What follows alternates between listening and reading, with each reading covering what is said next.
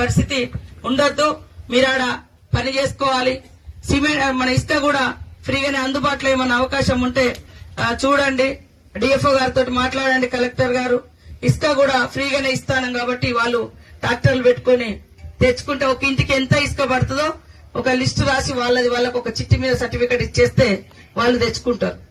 కాబట్టి మీరందరూ కూడా ఇల్లులు కట్టుకోవాలి, సంతోషంగా ఉండాలి, పిల్లలను చదివించుకోవాలి అనే ఉద్దేశంతో ఈ రోజు ప్రభుత్వం మరి పేదల కోసమే సంక్షేమ పథకాలు తీసుకురావడం జరుగుతా ఉంది.